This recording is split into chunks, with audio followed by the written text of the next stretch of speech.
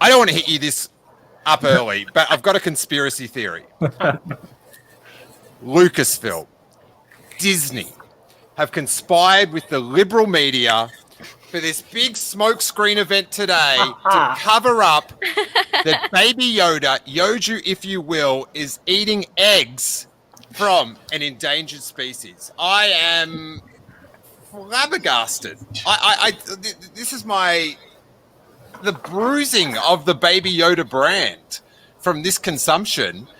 As Laura, I think, is eating an egg on air right now. So, with the ears on, you're doing a reenactment. I'm triggered, Laura. I am triggered. It's actually It's actually a third egg she's eaten. We all tried to stop her, but she just kept going for it. Yeah.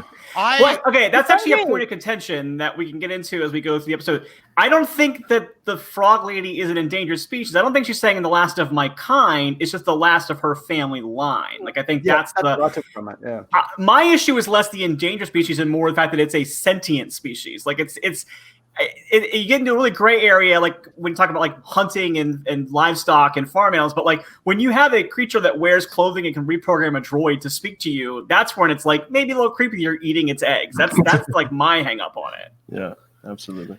I don't want to get into the specifics of this, but let's get into the specifics of this because they're not fertilized, which I think adds a different element to it.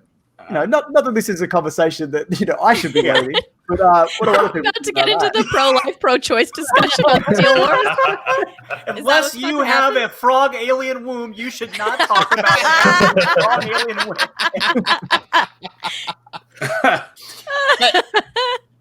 There's two. I've got two theories that I just want to get these out of the way up top. Now, the first one is, like, there's two ways this story can go. Like, it could just be that Baby Yoda, Yoju, if you will, just eats eggs. Just says, hey, here's your family. I'm eating it. Whatever. I can force it up. Whatever. Let it go. I kind of feel like that's no good. Two ways it could go. One that I thought about watching the episode is that Baby Yoda, Yoju, if you will, is going to be infested with one of those spiders that he ate because they reenacted one of the opening scenes of Alien. What I've got that is not a chest burster spider. Dude, it is.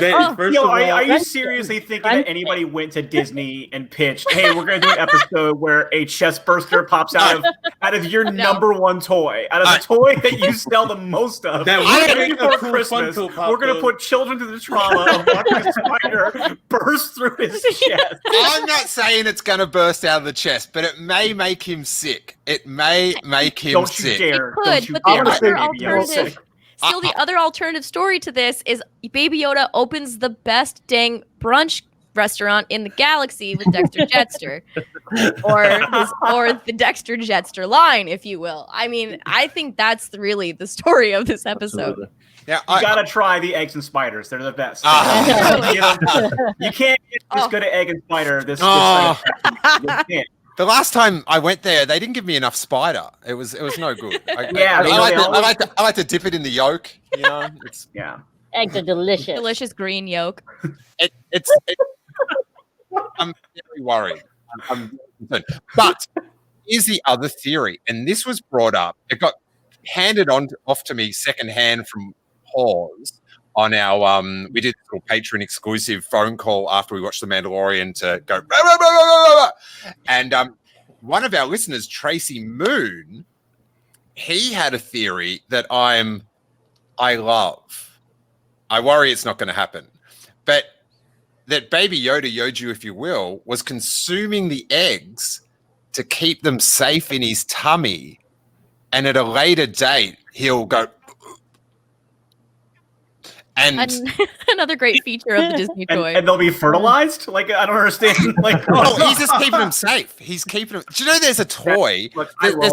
There's some sort of Funko or Pez of Yoju and the egg thing. And when I first saw it, I was like, oh, what a delightful little toy. And now I'm like, what a horrifying scenario. See, I thought that when I saw him just like suck the whole thing.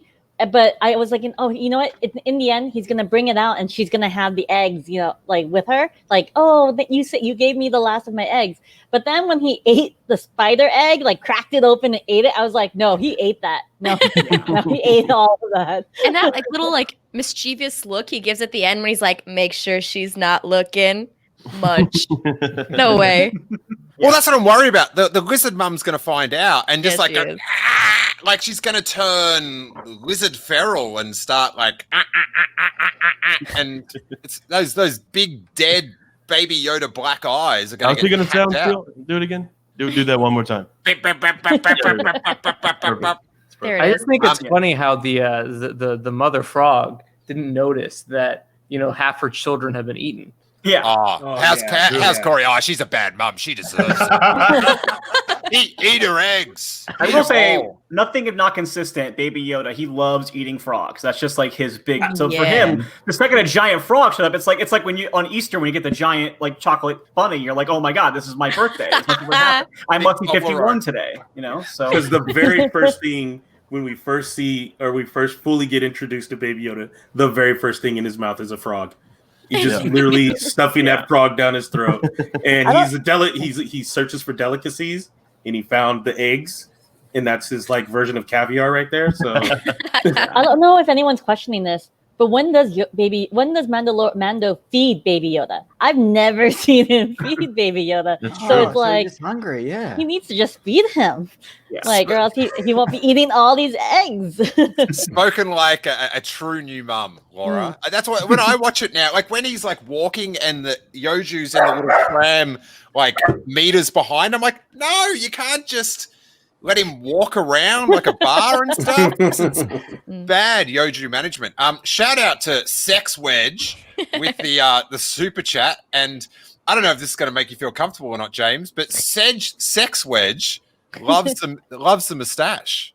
No, I'm here for that. I appreciate any compliments coming my way. All right, well, you heard it here first. James is up for a sex wedge. That's excellent. And Daniel Patrick is in the super chat saying, "Cheating Jimmy, why are you wearing glasses, you big nerd?"